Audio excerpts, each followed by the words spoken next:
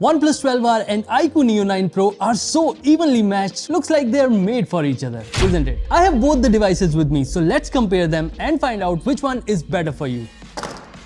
Both the phones come with the charger in the box, so points to both of them. OnePlus offers two colors for the 12R and Neo 9 Pro has these two variants, one with a vegan leather back and the other with a glass back. OnePlus does look very premium with its glass back and curved screen, but iQOO on the other hand stands out because of its bold red and white Coca-Cola design. When it comes to the build quality, 12R has a metal frame with Gorilla Glass Victus 2 on the front and Gorilla Glass 5 on the back, while Neo 9 Pro's frame is plastic and the screen is protected by short sensation. Also, the 12R is IP64 rated while the Neo 9 Pro is IP54. Lastly, the dimensions of both the phones are roughly the same, but the Neo 9 Pro is slightly thinner and lighter compared to 12R, so it feels more comfortable in hand. Although I personally love iQOO's bold design, but when it comes to the overall build quality and design, I'll hand over this point to OnePlus. Coming to the display, both the phones feature a 6.78-inch AMOLED 1.5K LTPO panel. While iQOO has an edge here over the refresh rate, OnePlus leads with the peak brightness numbers and the glass protection. Both displays are plenty bright and sharp to use, be it indoors or outdoors, and come with HDR in Netflix. But there's one interesting thing that I found with brightness. iQOO is comparatively brighter than OnePlus in certain scenarios, and when I checked with the Lux meter, iQOO does reach the advertised 3000 nits in HDR almost, while the 12R reaches only 1500 nits, which is weird. When it comes to movie watching experience, Neo 9 Pro stereo speakers lag behind 12R. Lastly, the in-display fingerprint scanner in the 12R is placed slightly higher, which is more convenient. The display is pretty evenly matched, so I'm gonna give points to both here. Both phones come with last year's flagship Snapdragon 8 Gen 2, but iQOO has an advantage here with UFS 4.0 storage, while 12R comes with UFS 3.1. Yes, OnePlus confirmed that their 256GB model is UFS 3.1 only, as opposed to UFS 4.0, which they falsely advertised. Now it does make a difference in benchmarks, as you can see here. iQOO scores more, be it in Antutu or Geekbench. I also tested CPU throttling and the phone doesn't throttle much, but the temperature is pretty high on the back. When it comes to the 3D Mark GPU test, OnePlus takes the lead with both scores and stability. But these scores don't affect the gaming experience at all. The phone easily handles BGMI at 90 FPS and COD Mobile at 120 FPS. I also played Genshin for an hour and still the phone didn't cross 40 degrees. It's not just raw performance. iQOO has additional software features like the game super resolution, 4D vibration and game frame interpolation, making the gameplay much better. Due to the UFS storage difference, these games also load much faster in the Neo 9 Pro. So for raw performance, point surely goes to iQOO. These are the camera specs of both the phones. iQOO has an edge here in the main camera lens, and it shows in the pictures taken. The photos come out with better details in the daytime, and even the skin tones are very good. When compared with the 12R, iQOO shots just look better and the HDR is better too.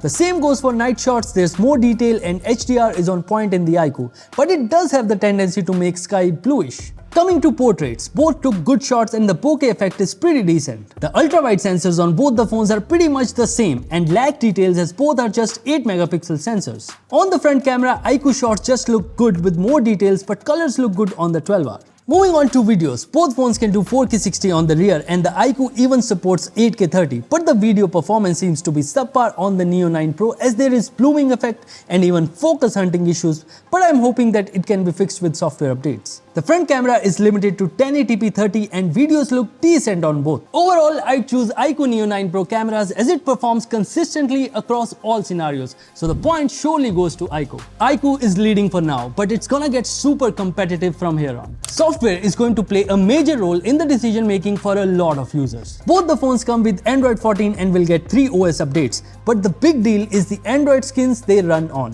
While Oxygen OS comes with a lot of useful features and there's no bloatware or ads, but FunTouch OS has the page full of bloatware.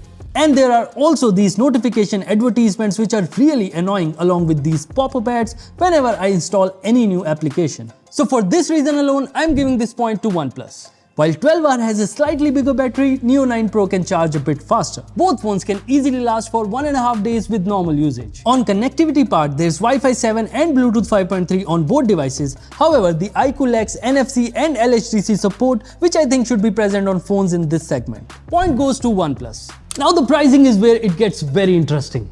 iQOO offers these three variants. The 8128 model, which comes with UFS 3.1, starts at 36,000 rupees.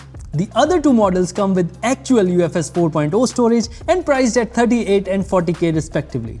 The base model will launch next month, so it's not available to buy as of yet. On the other hand, OnePlus 12R starts at 40K for the 128GB model and goes up to 46K for the 256 model. Compared to OnePlus pricing, iQOO Neo 9 Pro is priced aggressively, making it a better choice when it comes to price to performance ratio.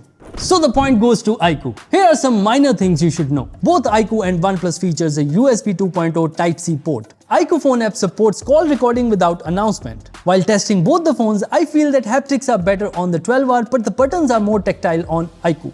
Lastly, OnePlus has a full-fledged link to Windows support, so if you are a Windows user, it's a plus. To conclude things, both the phones are equally good. No matter which phone you pick, you'll still be making the right choice. If you want better cameras and performance at a slightly lower price, you can go with the iQOO Neo 9 Pro. However, if you want a clean software experience and better build quality, OnePlus 12R is the right choice for you. It is. I hope this video helped you pick the right phone for you. If you have any more questions, drop them down in the comments and we'll answer those. Thank you for watching and I'll see you in the next one.